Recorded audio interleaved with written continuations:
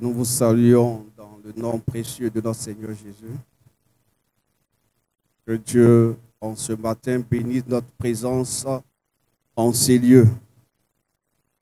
Nous prenons notre Bible dans le livre de Jean, Jean chapitre 6, à partir du verset 51.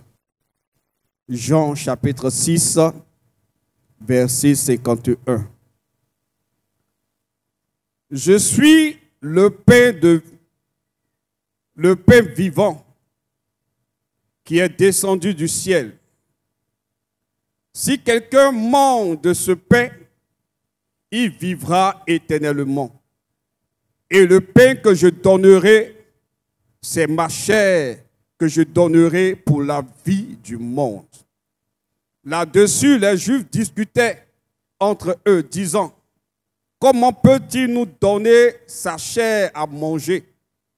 Jésus leur répondit: en vérité, je vous le dis, si vous ne mangez la chair du Fils de l'homme, et si vous ne buvez son sang, vous n'avez point la vie en vous-même.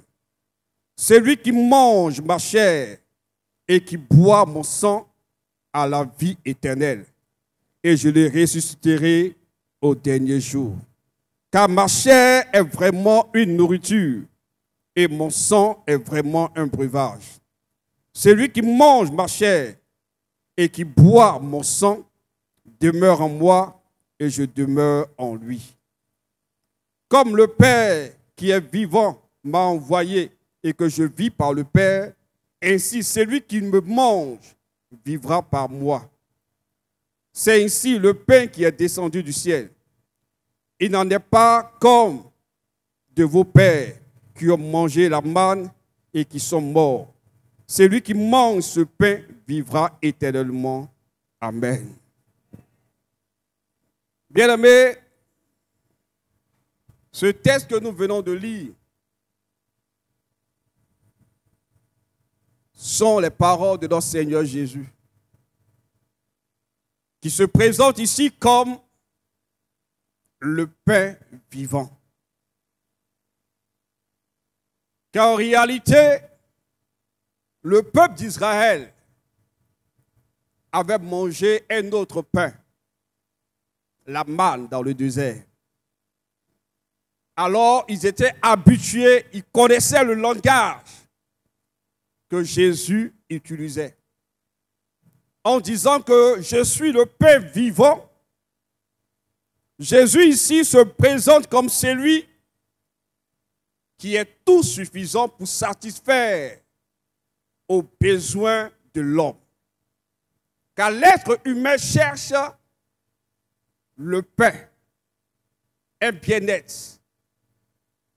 Mais Jésus ici se présente comme le pain vivant qui est capable non seulement de satisfaire aux besoins physiques, aux besoins moraux et aux besoins spirituels de l'homme. Alors il se présente comme le pain vivant. Et ses contemporains ou ceux qui l'écoutaient vont se poser la question: mais comment peut-il nous donner sa chair et son sang à boire? Alors Jésus va dire que celui qui ne mange son corps et qui ne boit son sang n'a pas la vie en lui-même.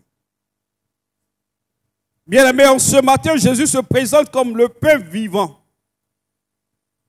qui non seulement nourrit notre corps et notre âme, mais également qui nous confère la vie éternelle. Alors, il y a des conditions pour pouvoir manger de ce pain. Il dit: celui qui mange ce pain et qui boit cette coupe demeure en moi. Alléluia. Il dit: celui qui mange ma chair et qui boit mon sang demeure en moi et je demeure en lui. Sommes-nous demeurés en Jésus?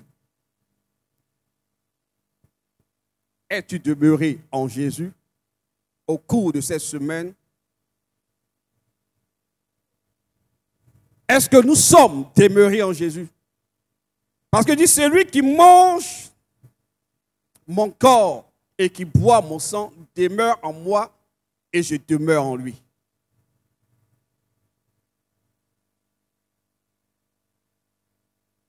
Ce n'est pas, que ce ne soit pas une routine de venir prendre le pain, manger et boire la coupe.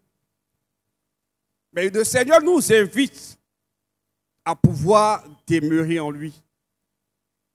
En fait que lorsque nous mangerons ce pain et que nous boirons cette coupe, nous puissions avoir la vie éternelle.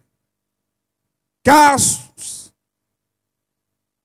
sa chair est vraiment une nourriture et son sang est vraiment un breuvage.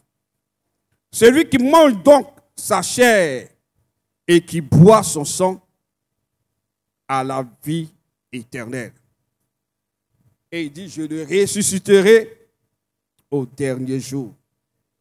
Voici les grâces et les avantages que Dieu confère à tous ceux qui s'approprient son corps et son sang.